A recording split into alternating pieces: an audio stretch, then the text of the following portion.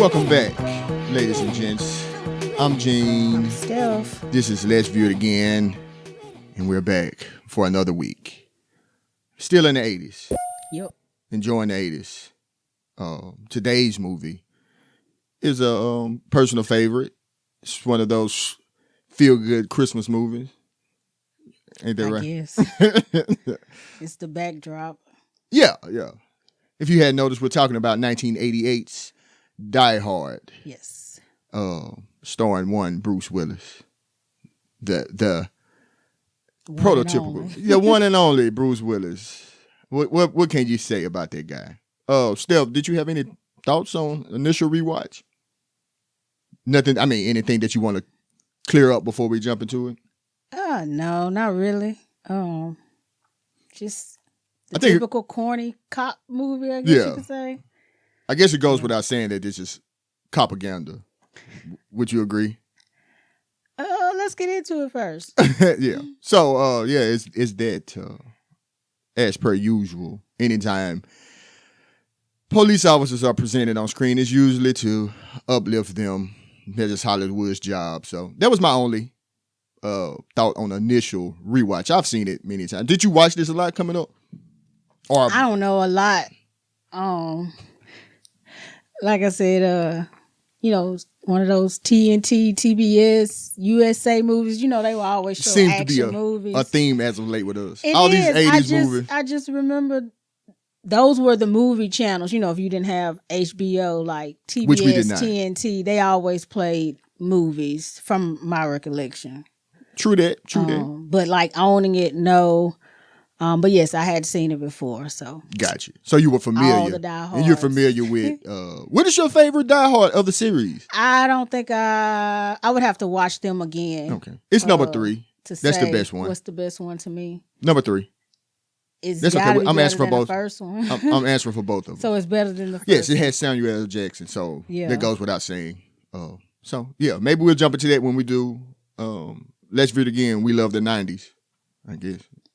Anyway, a few facts about Die Hard. Die Hard was filmed between November 1987 and March 1988. It was shot on a $28 million budget and returned for $140 million at the box office. Pretty good return, I suppose. It wasn't an obscene amount as far as budget is concerned. Some other films from the era, Aliens, they filmed for $17 million. Lethal Weapon, $15 million. So it's not really crazy, I guess, if you consider double the budget crazy. I don't know. Yeah, how much was it? This was $28 million, somewhere in that range. It had 25 to 35, but I did see a solid number at $28 million. I guess all the destruction. I don't know. The movie takes place in one building. I guess, would you think that a $30 million budget is would you consider that outside the norm when other comparable films are around $17 million? Not really.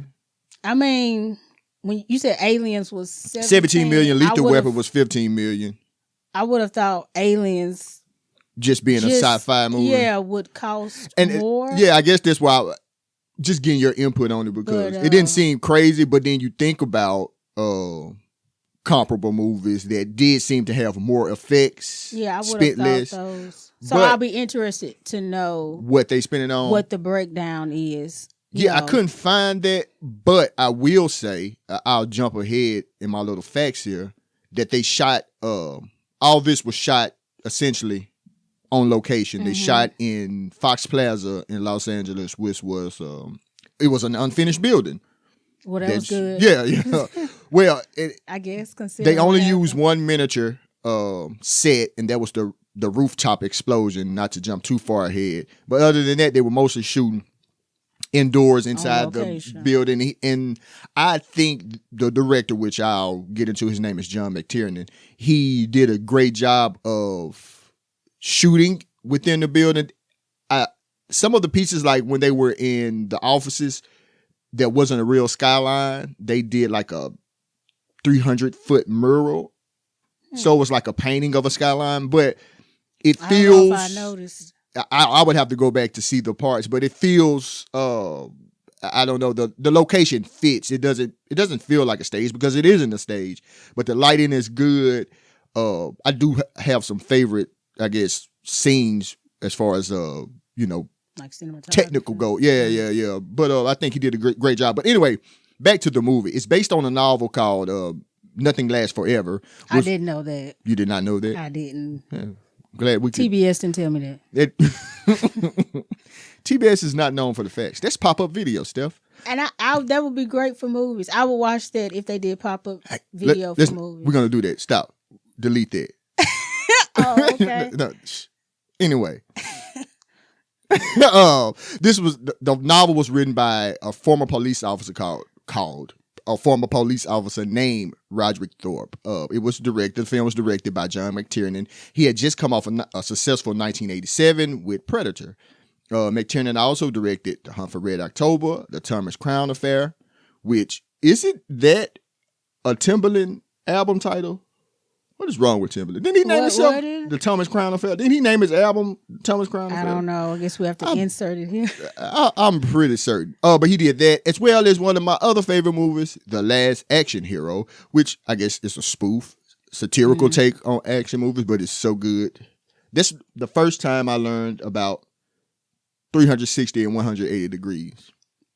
So who we need to send? We need to send that to everyone because the guy in the movie, and I feel like I talked about this on the podcast, but anyway, the guy pretty much used it like people use it incorrectly. He was like, I did a 360, and the guy was like, well, you're going to just end up right back where you started. And I was a child, and I was like, oh, that's what that means. Yes, so movies are informational if you use them in that capacity. If you want to make a post about your progress,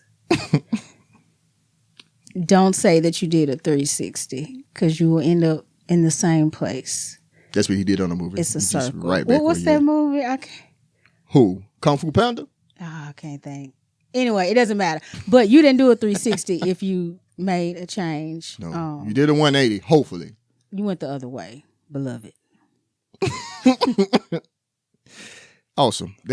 I'm glad we had that break. The film, I think the film's legacy lives on in most post-80s films. They kind of strayed away from muscle-bound guys to the everyman. Bruce Willis kind of filled that role.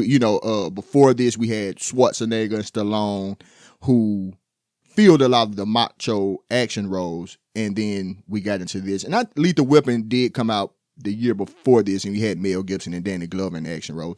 But as you can see, movies went away from necessarily the muscle-bound guys, something like Predator with a bunch of muscle-bound guys. But you didn't Bill need Duke. A certain physique, I guess you would say. Yeah, so he I guess he had that the typical everyman. I don't even know what you call it. It's not a syndrome, but demeanor. The role was offered to Sly Stallone and Schwarzenegger and Burt Reynolds and Frank Sinatra, if you wanted some. I did that purposely to see your reaction. How old was Frank? Frank Sinatra was 70 at the time. But, interesting tidbit. All right. The novel is the second part of a series by the same writer. Frank Sinatra played the detective in the previous novel. I guess sort of like Jack Ryan or something. I don't know. I'm not familiar with the series. So Sinatra, he played that detective on screen? Yes. I guess, of course, but I had to think about it. Yeah. So 'cause I've never heard of Frank Sinatra? No. Oh. Just never heard of him being, I guess, an action or detective. I have mean, no it's way ahead of our reference time for Frank Sinatra beyond. That's not something. Didn't that he comes sing up. "When the Moon Hits Ya Like a"? Hold on, how's it go? I don't know. When the light hits ya like the moon in the sky, that's amore. Okay. I feel like we're everywhere early, and I love it. Oh. Back to what I was saying, Frank Sinatra, since he played that guy, the studio had bought rights to the entire series. Okay. Contractually, they had to offer it to Frank Sinatra. So it's kind of like makes more sense. They didn't really think he was going to be John McClane, but it would be hilarious if he was. Liam Neeson did it. He was, 82. when he did Taken. at the very least. Arnold Schwarzenegger turned it down to do Twins with Danny DeVito. I just wanted to throw that in there. But Twins made $216 million at the box office, so maybe it was on to something. All right. Your turn. I took a detour, didn't I? Frank Sinatra. Did you think Frank Sinatra was going to... D-turn is a detour. Did you think Frank Sinatra was going to make an appearance today? No. Okay. Okay. I'm glad I could surprise you. Just a few of our stars. Of course, we have Bruce Willis playing John McClane. We know recently the news has come out that he's now retired, unfortunately due to a dementia diagnosis. Apparently, he was born on a German military base. Huh. So he's a German? Well, no. Oh. I guess you're an American. That's what I found. His first credit was playing a PI for a movie called Moonlighting. Isn't that a television series? Or was it a series? I think it's a series. Well, Moonlighting. Somebody's going to be incorrect. Either I'm going to get the ding or you're going to get the ding. Okay. My answer is a television series. Okay. Moonlighting, he plays a PI. And his next role, from what I found, was actually Die Hard. So there was 3 years between 85 for Moonlighting and 88 for Die Hard. In the 90s, we have, of course, two more Die Hard movies. Pulp Fiction, Fifth Element, which I love, Sixth Sense, which I guess you could say is a departure from his typical roles, because Sixth Sense it's not an action movie. I don't know if that was his. It obviously wasn't his first series role, because he was in the Stepford Wives, wasn't he? In the 90s, wasn't he? Isn't it the 90s? I just pulled out some. He has a lot of credits, of course. Yeah. Especially in the later years. In the 2000s, he had starred in The Whole Nine Yards. I know you said that's one of your favorites. Yes. Unbreakable, Sin City, more Die Hard. So yes, he has a lot of credits. We have Alan Rickman, who plays Hans Gruber in Die Hard. He's an English actor, director. I found that apparently he had a graphic design business before he went, I guess you say, into Hollywood. I think he had it with friends. It was he owned with someone, his friends, called Graffiti. 26 years old, he began his professional acting career. His first movie role, from what I read, was Die Hard. I guess you say one of the most notable is Professor Snape. He plays Professor Snape in the Harry Potter series. Not familiar with Harry Potter. I take your word for it. Well, if you see the character, you see, that's him. That's Alan Rickman, just dark, long hair. Is that the only thing he, beyond those two, really? I didn't know if he was in other stuff. Yes, he has a lot more credits. Okay. I'm just saying, as of late, the most famous role Harry Potter be the one, or Professor Snape on Harry Potter be the one that multiple generations know him for. They're not going to know Hans Gruber. No, but they will. But Harry Potter made $1 billion. Yeah. So yeah. I'm the lone man out there. I was just too old for Harry Potter at the time. So it's not anything against Harry Potter. Yeah, I remember it being out, people, going crazy. Like, I never read the books or anything. I never just wanted to read it. You watched the movie? All of them probably not, but probably just saw it on TV. But yeah, I just back on TBS. Probably. I don't remember just going crazy about Harry Potter. But yeah, I guess you were a little bit too old at the time too. Not really. I just don't remember going crazy about it. Okay. We have Bonnie Bedelia Culkin, American actress who plays Holly McClane, John McClane, McClane's wife in Die Hard 1 and 2. Her married name Culkin. I know you've heard that before. She's apparently Macaulay Culkin's aunt. Her first credit that I saw was a dancing role in a TV production of Nutcracker in 1958. So in 58? That's what How old is she? Oh, maybe she was a child. Yeah, I mean, she started young, but I'm just saying, apparently she started on this road well before Die Hard, which is 30 years later in 88. She has a credit for a CBS soap opera called Love of Life in the 60s, 1961 through 67. And lately, she made a guest appearance on a Netflix series called What If in 2019. That was the latest one that I found. So she could have been doing more since then, but she's apparently still working from what I can tell. And finally, we have Reginald VelJohnson, the real star of the movie. American actor from Queens, New York. He plays Al Powell in Die Hard 1 and 2.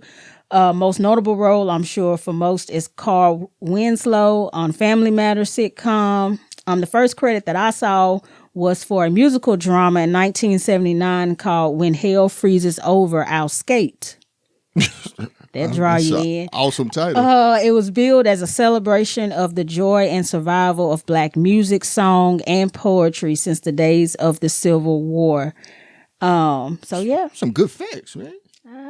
You do really good. The other person that had doing this was terrible. They went off on tangents and talked about Frank Sinatra. Glad you fired that guy. Fired what guy? Oh, you. I'm sorry. I was focusing on the next part. It's okay. Go ahead. Tell the people about 1988. Yes. Quick synopsis from my favorite IMDb. They just get to the point. As you could tell, yes, I'm that person. You love getting to the point. That's what this is, yin and yang. This is yin and yang. Yeah. Push and pull, right? Ba-da-dum-dum-dum. So a New York City police officer tries to save his estranged wife and several others taken hostage by terrorists during a Christmas party at the Nakatomi Plaza in Los Angeles. So let's get into it. Let's do it. Let's die hard. Hard to die. Hard to die. Hard to kill. Hard to kill. This movie. That is a BG line. So John McClane was the original Hotboy gangster giggity. Boy, hard to kill. All right. Okay. I didn't know that the Hotboy. Oh yeah, that's a thing. We always have a good musical reference, though. I know, that's right. That's what we're gonna hit y'all with DVD, CDs, Master P, Charlie's Angel next week. Take a break. Tired of talking to y'all for an hour. I lie. I love talking, as you can tell. Go ahead, Steph. All right. So it opens up. We have passengers on a plane. We see John McClane. I don't think we know his name at this time, but we know, it's John McClane. It's Bruce Willis. There's another passenger sitting beside him.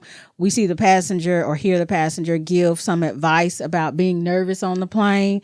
He advises him to take off his shoes and make a fist with his toes when he gets to the destination. Which is ridiculous. I don't even know what that means. I'm assuming that's in a novel somewhere, because how would that help you with being nervous now? I guess anxiety after a flight, but definitely don't take your shoe off on the plane. Don't take your shoes off at the hotel either. In the carpet. Walk around some flip-flops. Yes. When John McClane, he stands up, his gun is flashed. He gives the line, it's okay, I'm a cop. Trust me. I've been doing this for 11 years. There we go. They just wanted to give us a little background info. It started out early. Don't be alarmed. Yes, don't be Bruce alarmed. Willis I'm a cop and trust here me. to save us all. Exactly.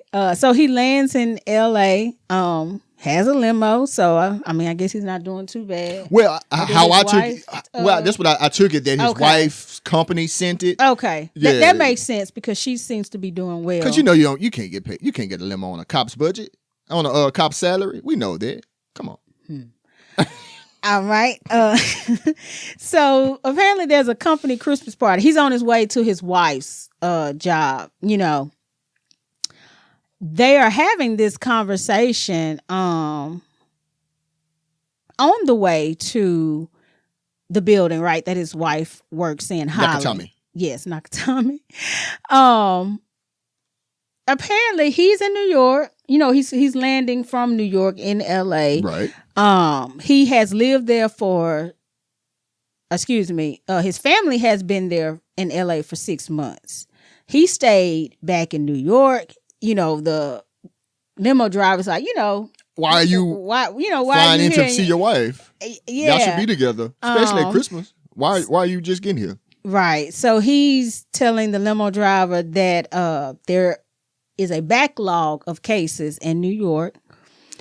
And the limo driver trying to kind of, pushes back on that, saying that McClane just thought that what his wife came to do, the offer wouldn't last long. Essentially not important enough for him to leave with their young children that we find out later. He has two of them. He has two young children. They were both little girls, I think. I know it was a little boy and a little girl. It was a little boy and a little girl. Maybe the girl was the only one that talked. Correct. She don't want to get paid for a speaking role in this movie. Yes. So he stayed back to take care of the New York streets. I was like, okay. Nobody else. You know what? I've never loved the job that much. That you let your family go across. Even if they were horrible kids, you could still say, you know what? Maybe I'll go. Because New York is far away from Los Angeles. And this is the 80s. We don't even have internet. So you can't even talk to them. But you said, it's a case backlog and only me, John McClane, can work them. Boy, I would let them criminals go myself to go to LA with my family. New York's horrible. It's cold. Why you want to go to where palm trees are? And less crime, it would seem. Nobody has a 6-month Well, I'll take that back. We about to get into the crime. Go ahead. Yeah, but even before that, we see that there's some trouble because Holly McClane, his wife, makes a call and the little girl is asking if daddy's going to come home with mommy. She turns around and she places a family pic down. So, there's some tension. She hates John and his stinking guts. Mr. I'm going to stay in New York. Yeah. He has a mistress. I'm sure of it. Say it again. He has a mistress.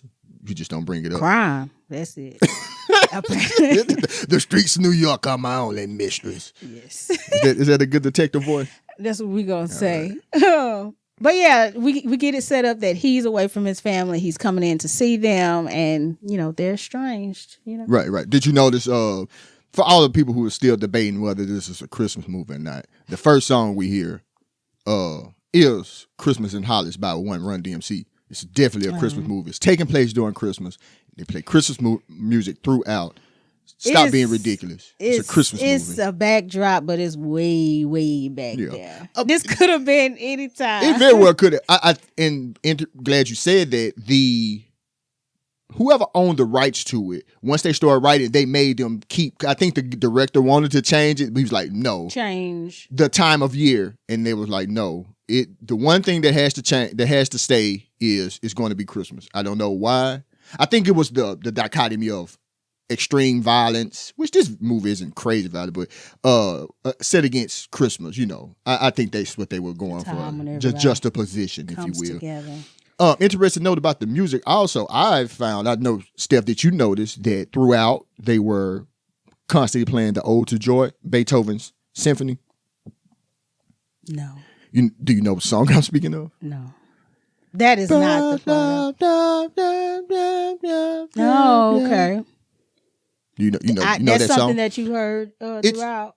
Yeah. It's as much of a character of the movie as anything else because they, depending on when you hear it, the tones is up and down. Like when I'm going to skip ahead. There are Germans in this movie. When the Germans are around, they play it in like a haunting, low tone, and other times it's cheerful. Which I know I'm off on a tangent again, but the song "Ode to Joy" is apparently a protest song.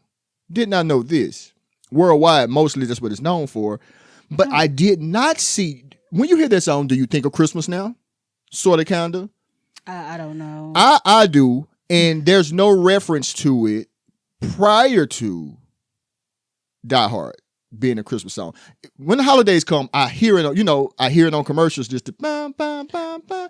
Yeah. Well, but it's not it's a protest song, and the only Christmas reference I could find. Well, interestingly enough, the Japanese use it as a Christmas song, and they have since 1946. But it was after the war. They did it when like I say, since it has ode to joy, they use it ode to freedom, blah blah blah. So they use it. This company that his wife is Japanese. That's why I say interested to know. Yeah. So is that something they just tried to put it? Because I think don't said know. something. Somebody said something. I wish I had known this. I guess, but whatever. It's still an interesting fact. When they. Is it John? It's somebody at the Christmas party that says something about the fact that he's Japanese and Christmas. Who was that? That's when John. I'm about to get into. Okay, go ahead. We'll get to, okay. but it's now John, that you say yeah, that. I think it'll be you. But it's John mentions it.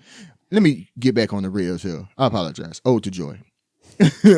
John does get to the building eventually after I stop talking. He walks into the building. He's looking for Holly, and the security guard tells him to check out the directory. You can find anybody you want in the building by the directory. He finds it, but he finds that and her floor that she's on, which is the 30th floor. Just remember that. That's what everyone's here. That's where everything takes place. The 30th floor or the roof or the 32nd floor. Anyway, she's using her maiden name. John is taken aback by this. The security guard does mention that the 30th floor people are the only people in the building. It's otherwise empty. He then meets Mr. Takagi, which is Holly's boss. And I don't think he owns the company because he mentions another name. So, but he's like the high up guy. Mr. Takagi shows John Holly's office, and this is where the part you were speaking of. John is it's like, hey man, you having a Christmas party? I didn't think Japanese people celebrated Christmas. Which is that a thing? I mean, they're Christians in Japan. Yeah. What are you talking about, John? Anyway, Ellis walks in. We're introduced to him. Ellis is Holly's co-worker. He was flirting with her a little bit before John walked in, but nonetheless, he's a creep. But when they walk into Holly's office, Ellis is snorting coke off the desk, and that is how we are introduced to him being annoying and a cokehead.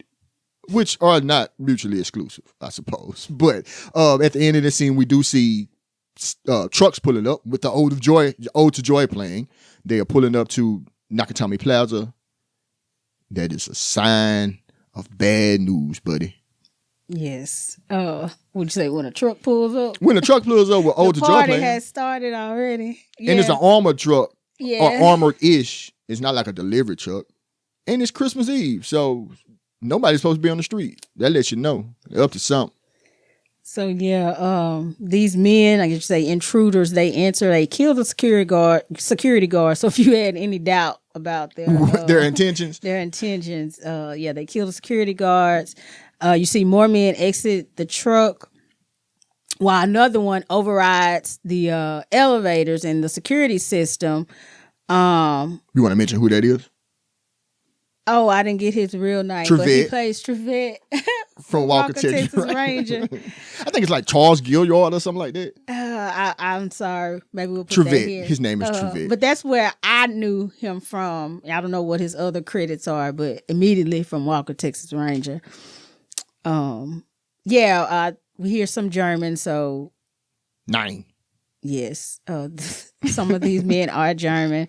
So John, we see him take that advice that the passenger gave him when he does kind of get settled in a restroom at the building, and he makes a fist with his toes. Correct. In the carpet. So I guess he's anxious about a lot at this point. Being that, he gets there, his wife has gone back to the maiden name. Yeah, he's kind of taking it back. Did you have, they had a little talk between themselves. Did you have that on you? He's anxious. Yeah. He comes in, there's a man that he sees is clearly smitten or something. He's interested in his wife. So, maybe he feeling like that's 6 months. Exactly. Cost me That's what you get. The streets of New York have kept me away from a true love. Is that a pirate I just did? Go ahead. I don't know what that was. Go ahead. So the phone lines are cut, right? That's one of the first, like in every movie, somebody intrudes. It's a smart move. Yeah, if I had to take over Nakatomi Plaza, that'd be the first thing I did. I wouldn't have shot the security guard. I never like when they shoot security guards in movies because it's like, bro, they only making like $5. Yeah. He would have gave you the keys. Believe me. Well, yeah, it's like they could have just been hostages like the rest of them. But he is shot in the face. No questions asked. Yeah, so they crashed the party with machine guns. So yeah, again, that's one way to crash a party. They went straight to it. Gun up in my waist. Please don't shoot up the place. Why? Yeah. I thought you were gonna finish it. Oh. Oh, is it my go? Yeah. Okay. They shoot up everything, making noise with the machine guns. That's when the big bad guy, the head guy, steps from the elevator. He addresses the entire room and says, "This is all due to Nakatomi's legacy of greed.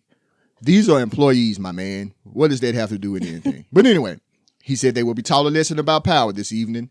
So they take Mr. Takagi and they take him extra hostage because they've already got everybody as a hostage, but he's the extra special hostage. And they escort him up to what I'm assuming is the executive suite. I'm not sure. But John has escaped. When he heard the machine guns, he escaped. He rolled out without his shoes, mind you. I guess he didn't have time to grab them. But he is also going upstairs, and he sees the terrorists moving missiles. We get a little glimpse of that. But they're the main terrorist guy, the big bad terrorist guy, and everyone is basically they're interrogating Mr. Takagi about codes. They want a code to a computer. Takagi is not giving in with the password, and then Takagi is like, "Well, what kind of terrorist are you? And what are you here for? Because you're trying to break and get money." And because Gruber, we know it's Gruber, but the terrorist guy mentions that it's all about the $640 million in bearer bonds in your safe. We need that. We need the password. And that's, and Takagi's like, "Well, that's not a terrorist move. Sounds like a bank robber to me." Yeah. What kind of terrorist are you? Basically. Something like that. Yeah. So there are some shots, and of course, as you said, there are a lot of shots, right? And McClane hopes that his limo driver, which he told, to stick around. We didn't mention that earlier, but his limo driver did stick around, Argyle. But no, of course, he didn't hear. Can I interject? I apologize. I want you to know they shot Mr. Takagi too. I guess I jumped over top of that. He's gone. Takagi is dead. The leader is gone. They shot him. They did not get the password. But it was a very ridiculous move. You could have just shot him in the knee. Well, it seemed like you would have gotten him to get to whoever they needed for the password. Yeah. So they killed Takagi. They prolonged this, but it wouldn't be a movie without it, right? So moving on. But it could have went another way. Yeah. McClane hopes that his limo driver heard the shots. He didn't because he was playing loud music. The intruders let us know or let them know that they need about 3 hours to break this code. Right. We always talk Trevette about says it. Trevette, yes, from Walker, Texas Ranger, lets us know that. And we always talk about that small window the villains always have. There's always a constraint. Or the protagonist has to overcome whatever adversity. Yeah. So it's not a day, it's just 3 hours. So there are 7 seals to a vault that they have to get through. Right. Or get open. We see McClane pull the fire alarm, which, I guess he wasn't thinking. It gives away what floor he's on. When the fire alarm goes off, not a very good detective. They can see which alarm went off because this building is. Did they say how many stories it was? It's at least 30. Okay, yeah, exactly. The alarm's canceled. They call and tell the police everything's okay, and the police turn back. Yeah, I don't know if that was very smart. It's not. He's a bad police officer. He probably couldn't leave New York. We're not getting the whole story. Probably was in some kind of shenanigans, making terrible decisions already, McClane. Maybe so, but they turn back. He ends up coming in contact with one of the intruders, and the intruder tells him, you won't kill me, something to that effect. McClane has his own rules as a policeman. Yes, the terrorist says, "You're a police officer. You can't do this." And McClane said, "Have you not heard of police officers in the United States, German? Yeah. We do what we want." He could have just taken him as a hostage, but he takes the machine gun, he takes the other goodies that he has, and he sends the intruder down to the party's floor. He broke the intruder's neck. Let's end with that. They fought and he broke his neck. So now 3 people are dead. And he sends him down. His shirt says, "Now I have a machine gun. Ho, ho, ho."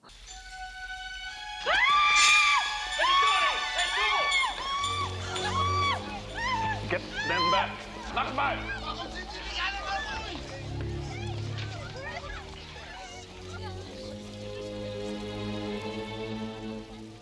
Now I have a machine gun. Ho, ho, ho. And so Such they a good know scene. they know that there's somebody else in the building that has the ability to shoot back, because nobody else has been able, of course, to shoot back. Yeah, they're surmising that it's a security officer or something like that. You know, so they're like, let's find a security guard. I can't do a German next. I'm not gonna even try. Let's go. Let's not. John is still slinking about. He's in the elevator shafts, and because he has sent the guy down the elevator the regular way. John is on the top of the elevator like a madman. I don't even know what part of detective work that is. If you're not understanding what I'm saying, there's a regular way you ride an elevator like you always do. You step inside the doors. John is on the outside, on top of the elevator, just surfing. He's doing that. Yes. He hears everyone's name. He's taking notes on his forearm about all the terrorists. He hears that he killed Carl with a K. He knows to spell it with a K, mind you. Not Carl Winslow. Not Carl Winslow. This is Carl with a K. We're going to have to differentiate. That he killed his brother. So that other German he killed has a brother. He's angry now. He goes to the roof. He tries to head to the roof to use the radio to call the police. This again alerts the terrorists to his presence. John is not thinking. They have access to the same They are on the system. same radio that he's using because he took this radio from a German, and he gets on and calls the cops. The Germans show up. They're shooting at McClane all wildly, but Carl with a K had said, "Don't shoot him. I want to do the killing." Bad move on his part as well. But they're shooting. The call does go over the radio. The officers hear the shots, and then they say, well, obviously, we only need one person over there. We hear machine guns, but send somebody over there and see what's going on in Nakatomi. Yeah. And there's what we get the scene of them radio in too. Now we are meeting Carl Winslow. Carl Winslow is at a convenience station getting food for his pregnant wife. And I want to also mention that there was a sign, gas was 74 cents at this particular station. That's not important to mention, but I feel like that's a very good price for gasoline in 1988. Or 1987, rather. But Carl Winslow is on his way to rescue John McClane. And yes, we say Carl Winslow. His name in the movie is Al Powell. So Carl Winslow. exactly. So he gets, the calls about the shots, and he shows up. And of course, they're just saying it's a false alarm. He doesn't do much, I guess you say, detective work. He may have walked a little bit down. I feel him. It's Christmas Eve. I know, a little bit down one of the halls. And he leaves. I also like to note, while he's there, they're still on the roof shooting. gunshots. They're still shooting at John McClane. It's not over. It's a really tall huge building. Yeah. Apparently, he didn't hear any of that. Like they were like breaking tables. They were doing a lot. brawl. John, he killed like 3 people up there. It's a lot going on. But on the top floor, you can't hear it on the first floor. I guess not. I mean, it's a well insulated building. Yeah, he doesn't ask. I guess say who's in charge, but I guess if you come to the building and it looks and fine, you see it's time to go. I'm security going sitting home. there. Yes, it is Christmas Eve, so he's ready to go home. But when he's leaving, McClane, throws a man down, and the body falls on Al Powell / Carl Winslow's car. And they begin shooting at him because I guess they say, well, shoot, he knows something going on at this point. If they were going to let him leave, I guess. Yes. I guess. Because, they could have just shot him in the building. Well, I guess they wouldn't have because they knew the police officer, if he didn't turn back up at the station, they were like, what happened to Carl Winslow? But that's what I'm saying. Once a body falls, it's like, well, he knows something is happening. So let's make sure he doesn't get away to report this. Because we need 3 hours at least. Yes, 3 hours. So he begins, calling for backup, and it kind of, I guess you say, picks up from here. Right. After he calls for backup does get there rather quickly, if I say so myself. And John, he calls Hans. He has learned his name, Gruber, over the radio and tells him that I've killed some more of your men. What are you going to do about that, buddy? There's no need for him to say all this. But McClane finds some C4 while he's talking to McClane, and then he drops the infamous, I always say infamous. It's not infamous, I suppose. The famous line, the Yippee-ki-yay, MFer, because Gruber is calling him a cowboy at this time. Yeah. American cowboy. And and John says, yeah, I'm a cowboy like Roy Rogers. Yippee-ki-yay, mother. You have me at a loss. You know my name, but who are you? Just another American who saw too many movies as a child. Another orphan of a bankrupt culture who thinks he's John Wayne, Rambo, Marshall Dillon. I was always kind of partial to Roy Rogers, actually. I really like those sequin shirts. Do you really think you have a chance against us, Mr. Cowboy? Yippee-ki-yay. Melon farmer.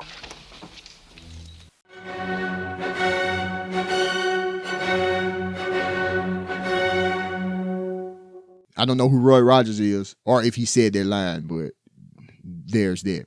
The Germans have confirmed that all the people are dead, and John has the C4. Carl Winslow calls over the radio and talks to John and says, hey, what's going on up there? John tells pretty much everything. There are Germans here. I can tell because they're smoking cigarettes or something to that effect. I'm not sure how he knows. They are well-funded European terrorists, but he tells Carl all of this. They give each other cool names. They're Roy and Al. They're not John and Carl Winslow. So those are the names they're going to use over the radio from henceforth. So the police show up. Pal, Carl Winslow, if you've been following, tells them, he's been talking to a man from on the inside. He doesn't really give much. He doesn't. I think he says later he just has a hunch, right? So he's been talking to a man on the inside, and he lets the police know. TV crews show up. I guess these are the news stations. We have Holly McClane, John McClane's wife, come in to, I guess you say, make demands or requests for the hostages. She has a pregnant co-worker. Yeah. She makes another demand. I can't recall, but it was something about the restrooms. She was like, unless you want a mess, so alluding to, we need working services or something. So she gives her maiden name, to the intruder. He asks her name. She doesn't use McClane at this point, I'm assuming, to conceal her identity or her connection. Or she just like, I'm still Holly Gennaro or whatever. Yeah. I'm not McClane. She's not claiming that piece of trash from that New York name City. Still. So they made a point for her to do that. So yeah, she's still not feeling him, I guess. No, I guess so. Or like you said, maybe it was to throw him off the track because they are aware of John's presence. He's sending dead men down the elevator shaft, so they know somebody is up to something, and he's the only one missing. Either way, using her maiden name works in her favor at this point. They bring some large spotlights, which I was like, why'd they do that? I don't know. Seems like they would, I don't know, want to reduce visibility. Seems like they escalated things, but I don't think that's too far away from police officers. Sorry. They bring a tank. Sorry. We see they bring a tiny tank. The intruders, so tiny. Intruders, they have some missiles. So, they the came missiles ready. that John saw, they are now about to use them. To shoot the tank. Good thing we packed those missiles. You know how when you get to the hotel, woo, I'm glad I packed my charge, boy. Yes, good thing we brought those missiles. And C4 and whatever else. Well, yeah, the C4 has other planes, but go ahead. Yeah, but McClane uses a computer and a chair to send. Please explain. What do you mean uses a computer? Explain to the people who may have not He seen. puts it in the computer, or what did he do? He places the C4 on the seat of an office chair. He then ties a computer monitor to this to make a contraption to keep the C4 together. Gotcha. This is all he had at his disposal. So I guess it works he's because using what he has to get what he wants. Exactly. The elevator shaft. I didn't think that was very smart. You had the same thought as You me know, it's because your like- wife is at the bottom of this building. Or somewhere, like, how do you know? When do you know it blows? You I don't know. He I don't know doesn't- much about he's not, C4. He's not an explosive technician. He's a police officer. So, Why are you doing this? This is a bad idea. or just thinking that it may be contained to the elevator shaft. Exactly. He almost blew his own face off, mind you. Looking at it for whatever reason. to see if it, Just to see blows. to see if it blew up like you wouldn't hear it. Make sure that C4 is exploding. Geronimo, motherfucker.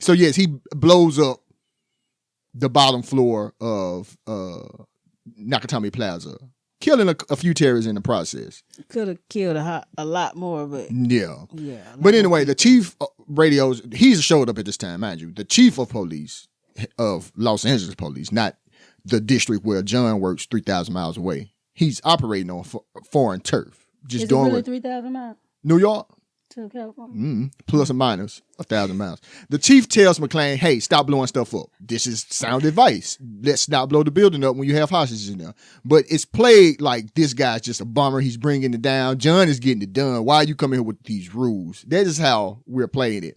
But Carl Winslow is still on McClane's side or Roy's side. But he's not hearing any of this. He don't care. He's going to continue. He's kind of just, shut up, director. You don't know what you're talking about. At this time, Ellis, the cokehead from earlier, comes in to Gruber and says, hey, man, I see that you got somebody. He's messing up your plan, really getting in your crawl.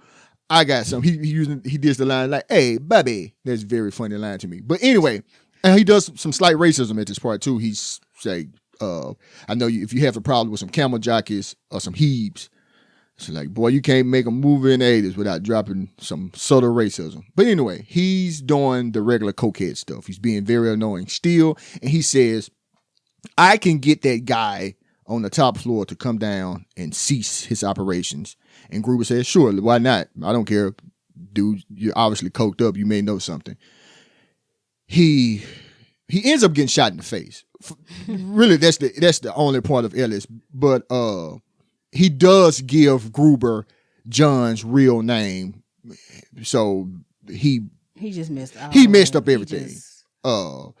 So after he gives him the name, Gruber can call and it's like, oh, John McClane, such and such. I'm going to get you, John. But this also sets up the secondary plot of when that goes over the radio, the newscasters heard John McClane, and they're going to go do some reconnaissance and find out what they can find about this rogue cowboy Yippee-ki-yay upstairs. Yes. So yeah. So we have the FBI that finally shows up. We have a Johnson & Johnson. Those agents, one black, one white. I guess I don't know, is it supposed to be for comedic effect I guess. or whatever? But you hear when one on picked up the phone, he was like, somebody called him and he was on the phone. Was like, it's Johnson. No, the other one. No. It's so stupid. I think the black Johnson said no relation. No relation. But I didn't remember the phone call part. Whatever his name, I don't know. He was on Hollywood Shuffle, the black guy, and Colors. So he was doing stuff in the 80s. So Hans runs into McClane, actually, and he starts faking an American accent. He pretends that, he's a hostage. Oh, I'm sorry. I didn't say. Oh, I apologize. Well, he was on the way to check this. This what happened after Hunt. I apologize. Let's rewind a bit. the chief has told John to stop doing what he's doing. Like I say, he's doing his thing upstairs. Gruber has his name now. But at this time, Gruber jumps on the radio and says, I have some demands. You're going to release these political prisoners, and we want some helicopters, and we need it in 2 hours. This is an interesting point. This is why you do not negotiate with terrorists, because they are ridiculous people. But Hans tells Carl to go find McClane with the detonators. He's already blew up the C4, but at least he has the detonators on him. I'm going to go check the explosives. So Hans leaves. He goes upstairs, and that's where we are now. Still, yeah. So yeah, the FBI, Johnson & Johnson, showed up to lead this investigation. Hans runs into McClane now that he's gone to check the explosives. Again, he fakes that accent, pretends to be a hostage. John makes him stay with him, you know, because he pretends like, you know, I guess like I have to get back to the group, but he makes him stay. Hans gives a fake name. McClane checks the directory, you know, similar, I guess, to at the beginning when they had to check the directory to see where his wife was. And he realizes that Hans is using, that he's lying, right? He's using a name for somebody that's not there. McClane gives Hans a gun, you know, still playing like, oh, you're going to need this. You're a hostage. We'll both need a gun. It doesn't have any bullets.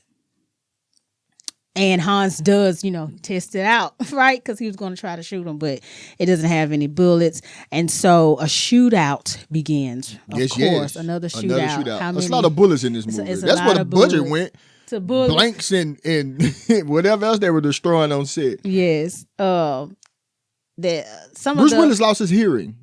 2/3 of his hearing in this movie when he shot too close to his ear. Just another interesting fact. Did he gain it back? I don't think so. It said permanent on the thing I saw. Oh, wow. Thank you, John McTiernan. That's interesting fact.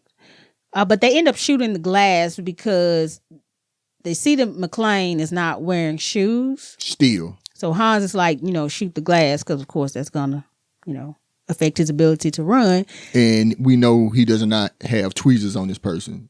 So yeah, we're going to inconvenience him. A lot of glass available to go into his feet. So they get the detonators, Hans and the other intruder or whatever.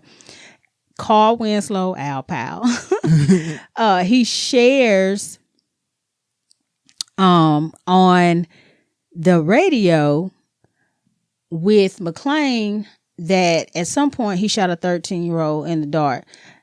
John asks him, I guess just trying to, I don't even know why he asked this question, but he asked him why he was on desk duty. Right. John asked Al/Carl Winslow, why was he on desk duty?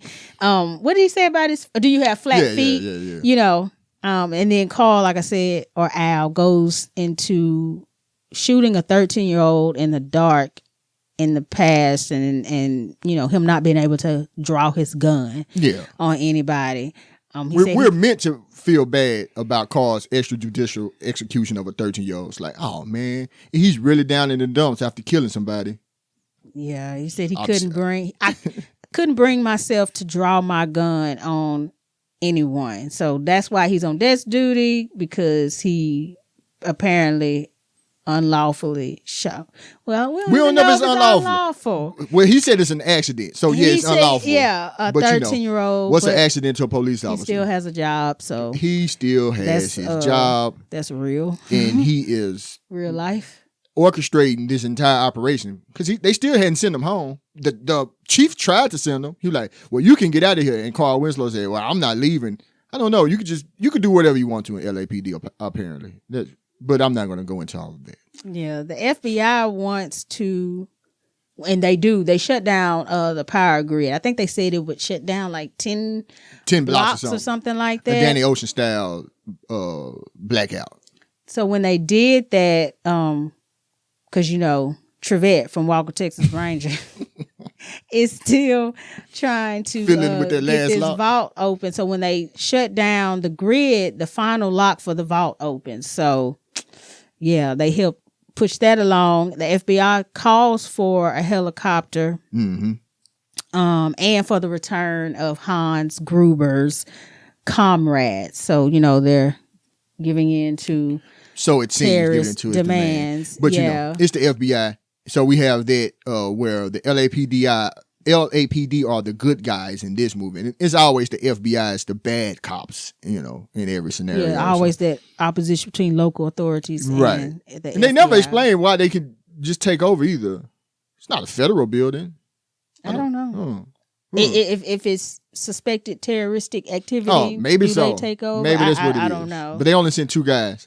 Johnson & Johnson. Yeah. But John goes upstairs after this whole helicopter thing. John's whole thing is interrupted by his nemesis Carl. They are meeting. Carl says we're professionals. We're going to do this like professionals because Carl has to drop on him. He's going to shoot John in the face with a gun, but he says we're going to duke it out like men. And they get in a punching match with some of the worst sound effects you can have. We're both professionals. This is personal.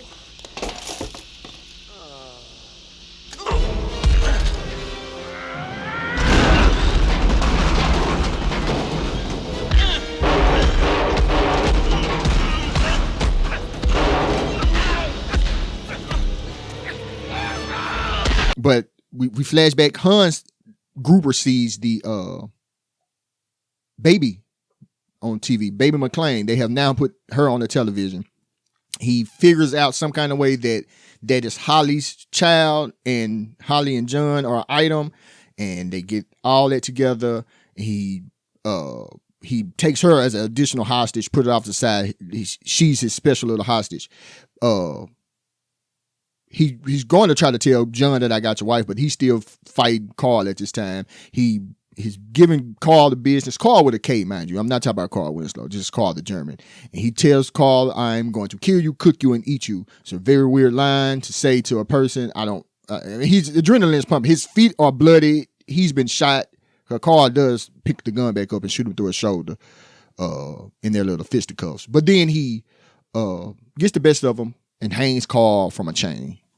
Well, the TV crew got into the house because they threatened the nanny. That's how Hans actually gets to see McClane's children on TV.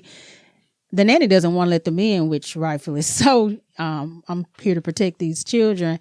And they threaten her, or the man, the TV or the newscaster, threatens her with a call to INS, Immigration and Naturalization Service. So I thought that was something. He's going to get his story.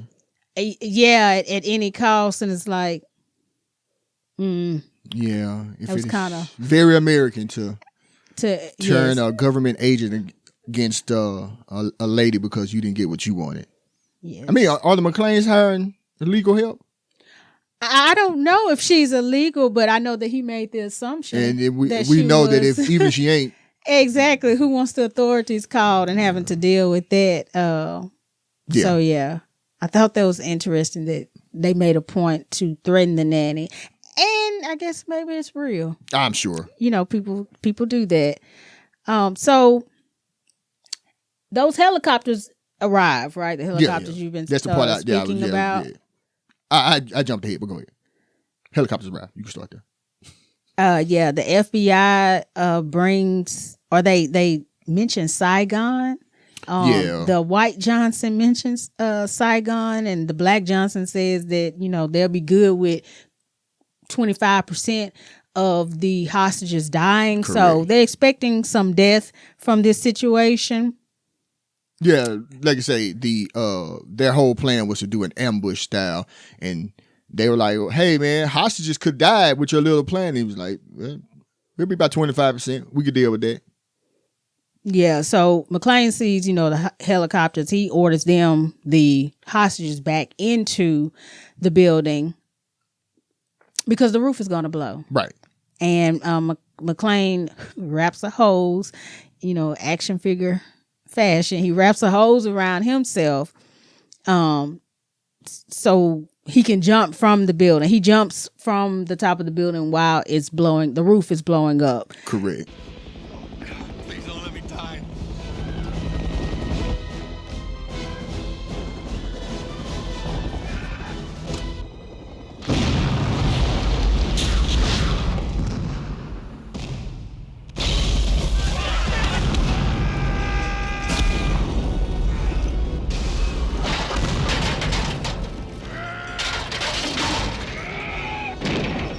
And this has to be a great building because C4 has gone down the elevator shaft. They really built it. Yes. Nakatomi is built to last. This building is really good, and now the roof is blowing up. He hasn't killed any hostages. They all get in the building before this happens. Yeah. So some FBI agents die in the process. We see Trevette, I guess you could say, from Walker, Texas Rangers trying to get away in an ambulance. I guess he's like, okay, this is not working. Right, right. He's the smart guy. Everything is going down. Yeah, he situation. was the smart one. Everything is gone to crap, all because of John McClane. And John McClane's limo driver, Argal, stops the ambulance from leaving. We find out that Hans's plan was for the authorities to believe that he died in the building explosion. That's what he wanted everybody to think. McClane ends up shooting Hans, and Hans falls to his death. He latches on to Holly's watch, and that was at the watch that that she got that as a present for doing good business. Apparently they used to give you watches as a gift in the 80s. So yeah, we see that slow fall. I guess you say that stereotypical, the villain, that trope or whatever. Yeah, the villain takes a slow fall. And I mean, we are near the end. We see paper fall from the building like snow, of course. It's a Christmas movie. It's a Christmas movie. Let's keep that in mind. The paper falls, it looks like snow. We see Mrs. McClane take her name back, so she's no longer, what's her maiden name? I think it's Gennaro or something. We'll say Mrs. G is now Mrs. McClane again. She takes her name back. Al Powell / Carl Winslow sees that, what was it, Carl the blonde? Carl is not still dead. Not died. Mind you, he's been hanging from a chain. Was I don't know how he got out of minutes. that. How he got out of a chain around his neck. Die hard. Everybody in this movie is hard to kill it's hard to die. He sees Carl trying to shoot at McClane again, and he's able to use his gun now. Redemption. Guess he had enough light for this shooting. Then the McClanes kiss and make up. McClane doesn't get any medical attention. We know that at the least he probably has an infection growing in his feet. His feet are going to full fall of out. Glass. He gets no medical attention, no TV time, no maybe questioning. it just happens after. Maybe so, but I know they hop in the limo that he had bring him to the building, and they drive off. We're going to see the kids. Yeah. What a wild Christmas Eve. Yes. At a Christmas party, nonetheless. That's the end. Yeah, John blew up the building. Then terrorists blew up the building. But we only lost, what? Was it terrorists? Hostages. Ellis got some shot. FBI, and the FBI guys got shot. FBI we only got, I think I counted 7 on-screen deaths. So not too bad. I could be wrong, but I think I only counted 7. Now, collateral damage, who knows? I mean, that building was still standing. It was still standing. It was unfinished, right? Because they had the base in because that mother did not move. But wasn't he in some parts that weren't done, John? Yeah, he went up to some floors that hadn't been done yet. So, you said the building was correct, Fox Plaza. Yeah, so I guess they used that. But yes, nice little backdrop. So, what you think, Steph? Final thoughts, so we can get out of here. Could have been shorter. Like this episode? Huh? Like this episode? Okay. But I mean, I guess you say stereotypical 80s. I think it set the mold for a lot of movies to follow. It's nothing particularly groundbreaking about it, I suppose, but it's well done. Like I say, some good shots. I love the shot when John was in the ventilation shaft. I think everybody knows the shot when he has the cigarette lighter. You know, it's framed well. It's lit. It's a nice shot. So there were some other noteworthy shots. Bruce Willis did not most, but he did a lot of his own stunts, up to and including ride the elevator like an insane person. So I guess maybe that made it a little more believable on screen. The special effects, obviously, when Hans fell off the building, you know, it aged. You can tell It's not the best, but other than that, a lot of it still holds up to me. Nobody was too cartoonish. Argyle was a good side character. He was funny in his little parts when he said, "That's the limo driver, Argyle." Yeah. The Germans, they were being Germans. Like you said, the stereotypical stuff, but it wasn't so cheesy as I wouldn't want to watch it again. It still holds up for me. I'll probably watch. I'm going to watch number 3, obviously. Around Christmas time. Yeah, why not? Let's make a plan to drink eggnog and watch Die Hard. Do you want to watch it again? Or you got your John McClane feel? I don't need to see the first one. I can watch the We'll watch the other rest. ones. I have them on the third one. I have them on a DVD set, obviously, because there you go. This is what we do. I'm fully dedicated to the craft of providing quality podcasting material for you to enjoy, listeners. That being said, like, subscribe, share, get everybody in on it. Don't just keep this to yourself. We understand, Y'all want to, hold us down to your own, put us in your little box. I get it. We're awesome. But let us be awesome with everybody. If your granny don't know how to use social media and platforms, teach her just so she can. I don't want her to learn anything else but how to like, subscribe, and share. The Let's View It Again podcast. But if you don't have anything else, Steph. That's it for me. We're going to get out of here. I'm Gene. I'm Steph. This was 1988's Die Hard, Hard to Kill. Hard to Die. Starring Duncarper Bruce Willis. Till next time. Till next time, y'all. Bye.